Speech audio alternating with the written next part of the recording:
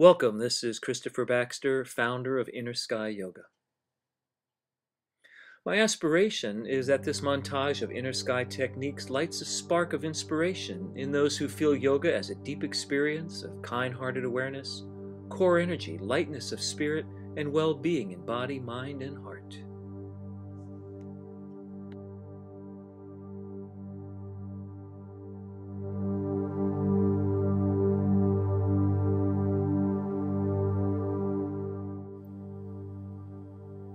Come into neutral alignment with your spine. Open up the wave of breath and engage the core strength. Pressing your pelvis down into the ground, lift your sternum up and away from the pubic bone and roll the shoulders back and down. Repeat this movement a few times. It's a pulse-like movement. The lower half of the body is relaxed, while the upper half of the body is working from the pelvic floor to the crown of the head.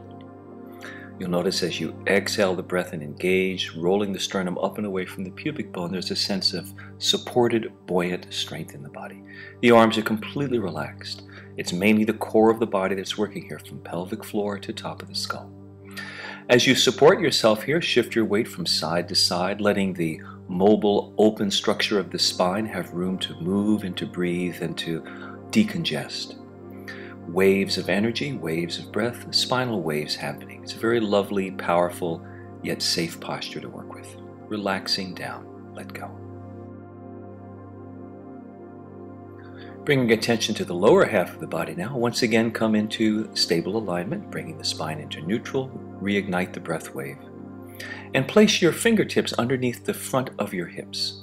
This will help you keep your pelvis level as you press the pelvis down into the ground, extending and lengthening the right leg. Your fingers will help you to detect whether your pelvis is rolling out of alignment or not. The leg is lengthened but unlocked. You notice there's suppleness and fluid movement throughout the length from hip to heel. This alternating leg raising is very wonderful for stabilizing the back, releasing tension, decongesting the adrenal glands and the kidneys. And you can see from the demonstration here that the leg is not rigid, but is definitely lengthened and strong and lifted. The rest of the body is completely relaxed. The movement is happening from pressing the pelvis strongly to the ground and letting that core energy, along with the breath wave, extend right out to the tips of the toes.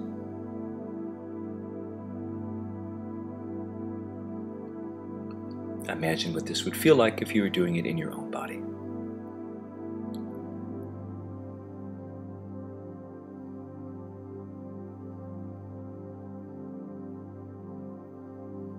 At the end of the movement, when the leg comes back down to the ground, there's simply release and feeling the effect, a sense of well-being.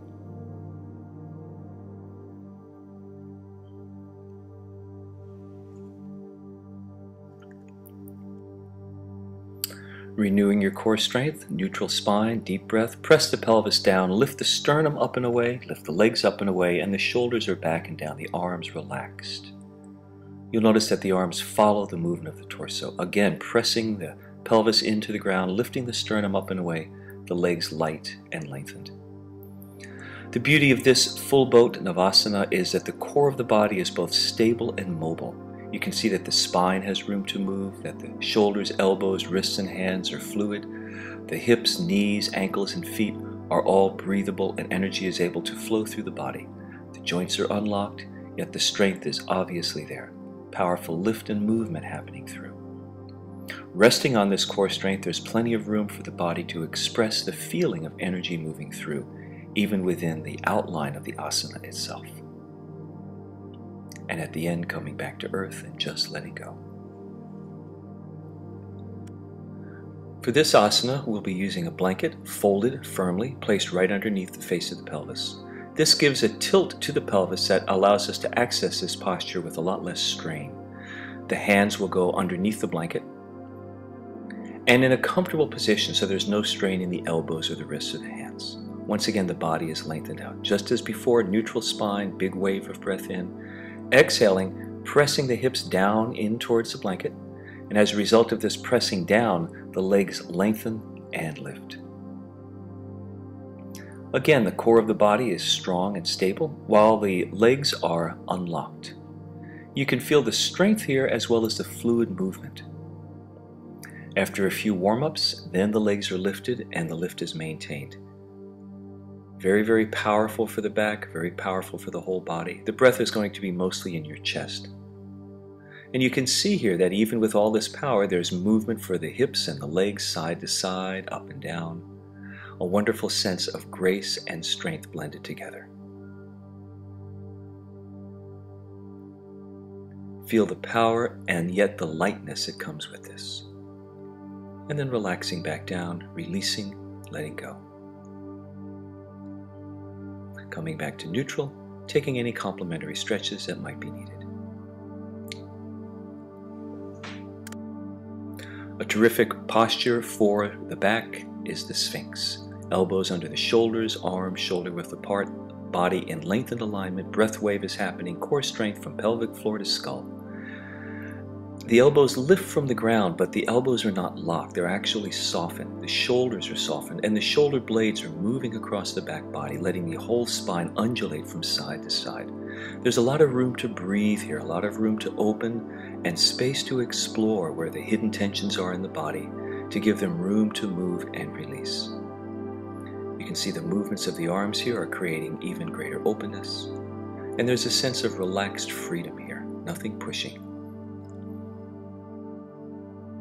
Breath moving up and down the back body, up and down the front body. The stability combined with the fluid movement of the body creates a wonderful sense of release and relief. Pulling the shoulders down towards the hips, drawing the elbows back towards the waist, and then rolling the shoulder blades across the back from left to right releases a lot of neck tension. It's often rooted in the upper shoulders and back.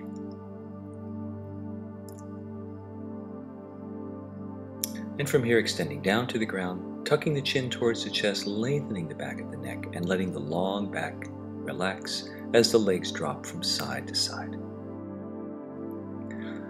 For deeper strength and opening through the core of the body, we move into the cobra. The hands are underneath the shoulders, the elbows close to the ground and close to the side body. The breath wave is happening and the core strength is in place. Pressing the pubic bone down to the ground, it begins the movement, and you see the spinal wave moves all the way to the skull.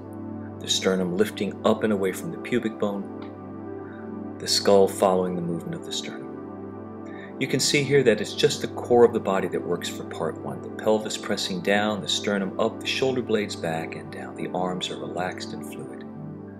Waves of breath, waves of energy. You can feel it riding through your body. Then the hands come to the ground. The elbows press down even as the arms lengthen. The shoulders glide down the back body. And very important, the sternum lifts up and away from the pubic bone.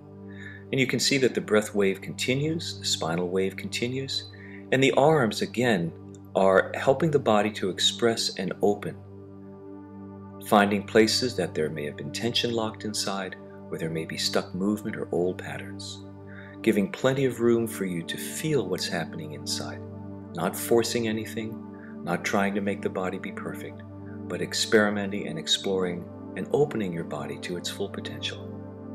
In the end, coming back to neutral, relaxing, and again letting the feet easily drop from side to side is a wonderful counter stretch. Resting and feeling the effect. Preparing for a lifted version of the cobra, the up dog. Alignment, breath, and core strength all in place. Again, beginning the movement in the pelvis, rolling the spine up through the spinal wave. With the pelvis pressing towards the ground, the arms lengthen, the sternum lifts up and away from the pubic bone, finding a place that is suitable for your body so your core is stable, your energy open and alive, and there's no feeling of being jammed in the posture. The shoulders are back and down, the sternum is lifted up and away from the pubic bone.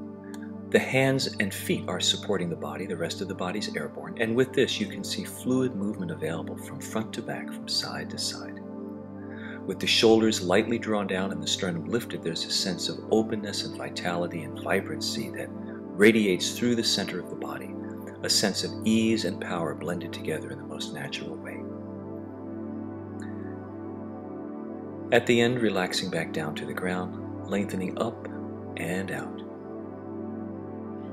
Letting the waves of energy simply sweep through the body, and then taking any countermeasures that might be helpful to integrate the power of the movements that were just done.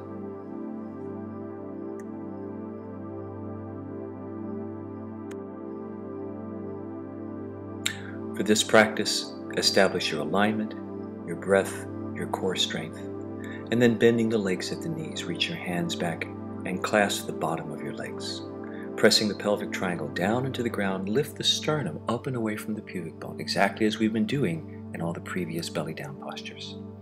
Then lift up through the knees and stretch the feet towards the ceiling, letting the lifting of the core of the body lengthen the legs and lengthen the torso. Relax into this movement and feel where your body wants to go with it. Once you connect with the core energy and you're safe in the structure, resting in core strength, there's a powerful set of spontaneous movements that often begin to occur. The legs fanning in and out, perhaps one foot reaching higher than the other, an urge to rock across the root energy in the belly. There's a really deep sense of connecting right down to the root of our body that happens in this.